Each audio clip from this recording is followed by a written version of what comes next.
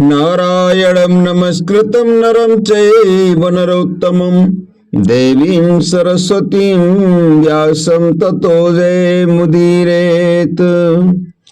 ओम नमो भगवते वासुदेवाय। ओम नमो भगवते वासुदेवाय। स्वागत है सभी दर्शक साथियों का आपके अपने YouTube चैनल रामकृष्ण जी शिवम स्टूडियो में। मैं रामकृष्ण शास्त्री आगरा से आप लोगों के बीच में धार्मिक कथा, व्रत कथा एवं अन्य जानकारियां लेकर के आता रहता हूं। तो आज की जानकारी है वैशाख मास के पवित्र महीने की, यानी वैशाख मास के महीने की 27वें अध्याय की कथा। यानी ये पद्म पुराण से ये कथा ली गई है, खंड 5 से। और आज की कथा में जानकारी मिलेगी कि वैशाख मास की जो विरूथनी और मोहिनी, और आज मोहिनी एकादशी भी है आज,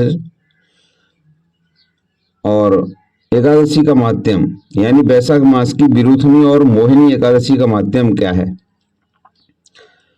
तो युधिष्ठिर ने पूछा, वासुदेव आपको नमस्कार है। वैशाख मास में कृष्ण पक्ष और किस नाम की एकादशी होती है, उसकी महिमा बताइए। भगवान श्री कृष्ण बोले, राजन वैशाख मास के कृष्ण पक्ष की विरूथनी के नाम से प्रसिद्ध है एकादशी, और यह लोक परलोक में भी सौभाग्य प्रदान करने वाली है।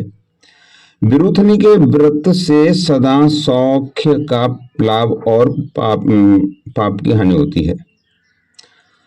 यह समस्त लोगों का उपभोग और मोक्ष प्रदान करने वाली है। विरूथनी के ही व्रत से मानधाता और धुंधमार आदि अन्य अनेक राजा स्वर्ग को प्राप्त हुए। जो 10,000 वर्षों तक तपस्या करता है उसके समान ही फल मिलता है, उसके समान ही फल मिलता है। विरूथनी के व्रत से भी मनुष्य प्राप्त कर लेता है उस फल को।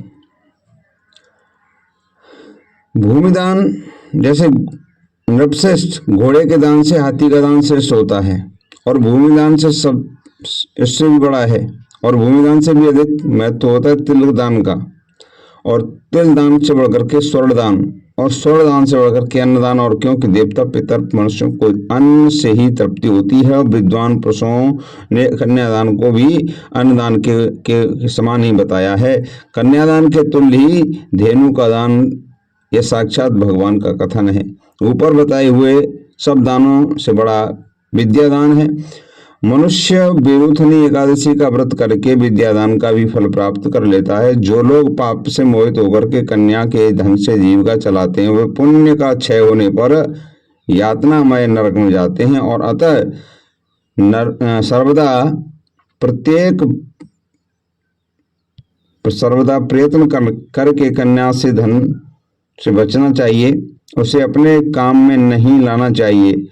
जो अपनी शक्ति के अनुसार आभूषणों से विभूषित करके पवित्र भाव से कन्या का दान करता है, उसके पुण्य की संख्या बताने में चित्रगुप्त भी असमर्थ है। विरूथनी एकादशी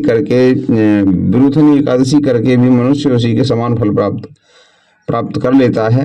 व्रत करने वाला वैष्णव पुरुष 10वीं तिथि को कांस, उड़द, मसूर, चना, कोदो, साग, मधुर और दूसरों का 2 बार भोजन, मैथुन, इन 10 वस्तुओं का परित्याग कर दे।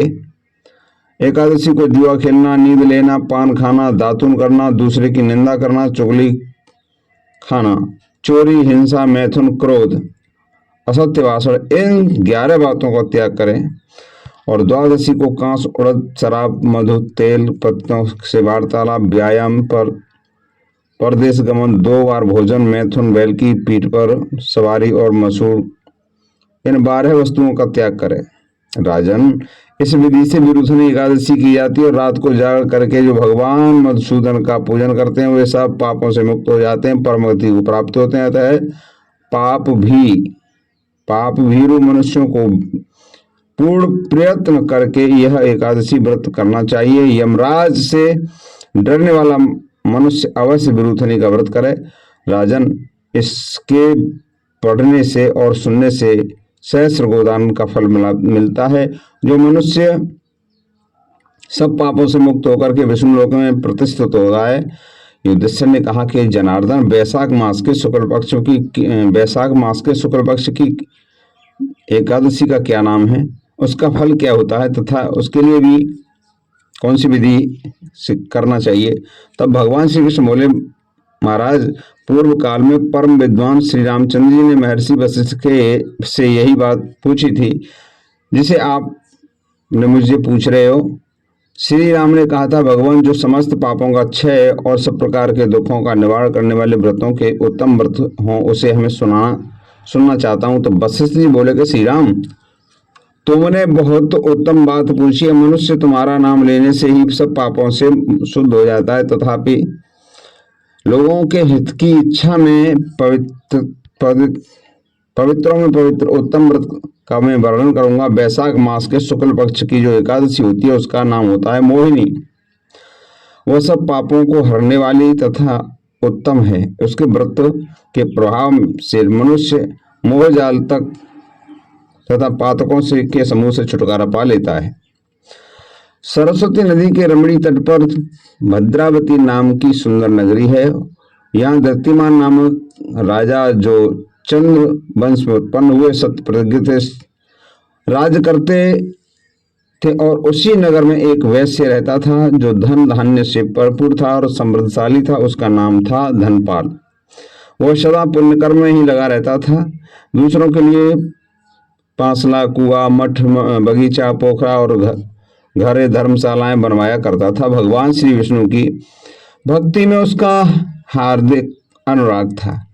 वह सदा शांत रहता था। उसके 5 पुत्र थे, सुमना, द्युतिमान, मेधावी, सुकृत और दृष्टबुद्धि।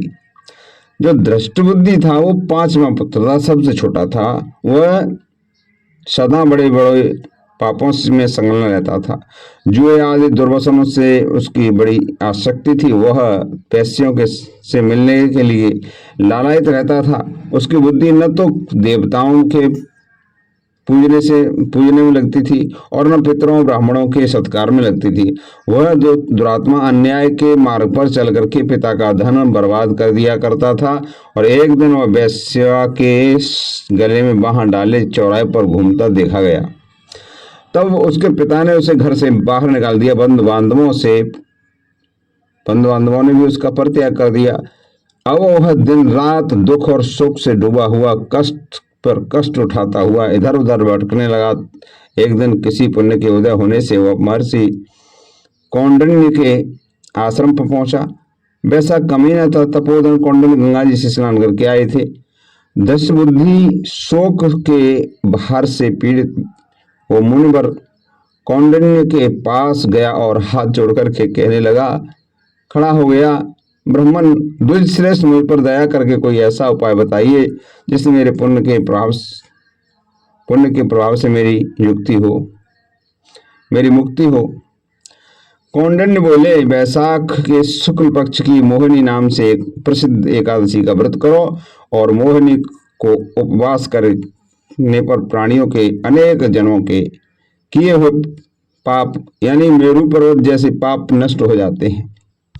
वशिष्ठ जी कहते हैं, श्री रामचंद्र मुनि का यह वचन सुनकर के दृष्टबुद्धि का चित्त प्रसन्न हो गया। उसने कौंडिन्य के उपदेश के विधि पूर्वक मोहिनी एकादशी का व्रत किया। नृपश्रेष्ठ, इस व्रत के करने से वह निष्पाप हो गया और दिव्य देह धारण करके गरुड़ पर आरूढ़ हो सब प्रकार से उपद्रव्यों से रहित भगवान विष्णु के धाम को चला गया। इस प्रकार यह मोहिनी का व्रत बहुत उत्तम। इसके पढ़ने और सुनने से सहस्र गोदान का फल मिलता है। ओम नमो भगवते वासुदेवाय। ओम नमो भगवते वासुदेवाय। कथा विराम लेती है।